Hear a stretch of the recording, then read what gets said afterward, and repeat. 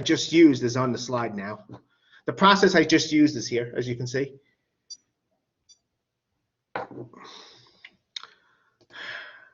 Okay.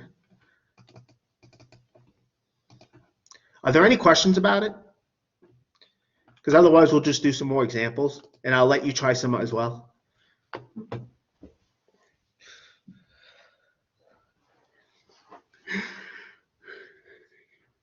So you can see.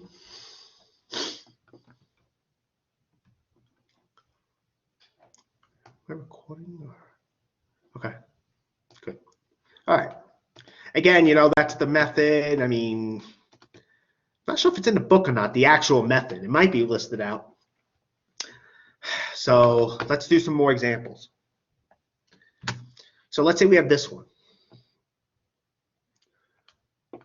And again, notice that here we have more terms in this polynomial, right? What I'm doing is each term for this, I'm going to use as columns. So I have more columns than rows. You don't have to do that. For these terms, you can make rows with them. It's up to you. Here, each term here gives me a row. Okay?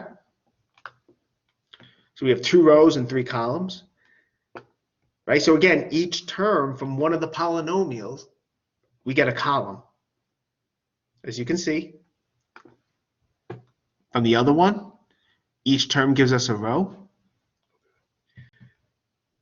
And we have all these blank entries here. What goes in them? Products.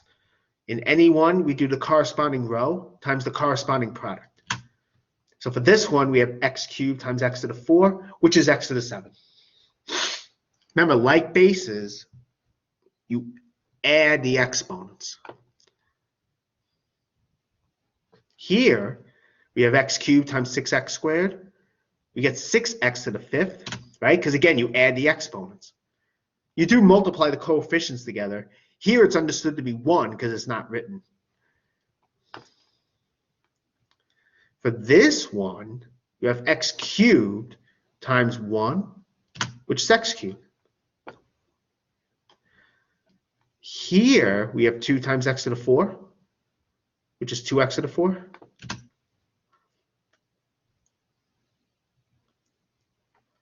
This one, 2, 6x squared, that gives us 12x squared. Right, again, I'm doing row times the, corresponding row times corresponding column term. For this one, we have 2, second row, times 1, we get 2.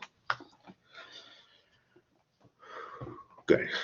So that's what we get here. And again, for the product finally, we just add up the entries here. And again, you want to make sure your final answer is in standard form. Right, so we have x to the 7, that goes here. Now we could write 2x to the 4, but we see there's a term of degree 5. So let's write that first. Then we can write this, and so on. You want the answer in standard form. All right. So are there any questions on this? Figured we'll do another one.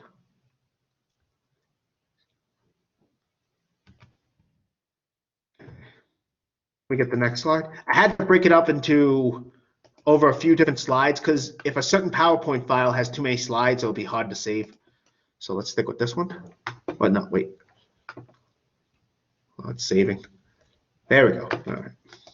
Okay, let me just share the new slide, the next slide, the next file. I mean, here it comes. Oh, and it's here. Good. All right. So this is another example. We'll do this, then I'll have you try one. Okay. So here we have this product. And I did make the table already, right? But again, each term from one polynomial, we get a column. And from the other one, each term gives us a row. And again, I like to use the one with more terms for columns, so I have more columns than rows. I mean, if you wanted If you don't want to do that, that's fine. Then you would have more rows than columns. That's fine. Next, x to the 4 times x squared, right? So again, you multiply row times corresponding row and column terms. You get x to the 6. What's over here? X to the 4 times x to the 5th. Okay? Over here, we have x to the 4 times minus 5. That goes here. For this one, we have minus x cubed times x squared, right? That's minus x to the 5th, right? Because again, we're adding the exponents. Okay, that's what we get here, right? Remember, like bases, you add the exponents. Here, we have minus x cubed times x. That's minus x to the 4. Over here, minus x cubed times minus 5. We get 5x cubed. I think I said minus x to the 4. Sorry, minus x cubed. And so, the final answer, we have to add these terms up together. And again, notice we do have like terms, right? We could see them on the main diagonals. You know, sometimes you get like terms on diagonals, but not always.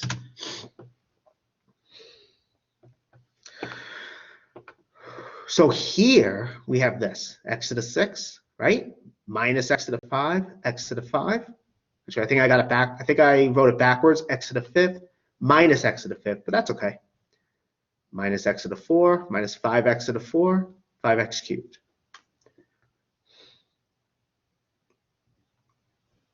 And when you combine like terms, you get this. Like so. Okay. Now, are there any questions on that?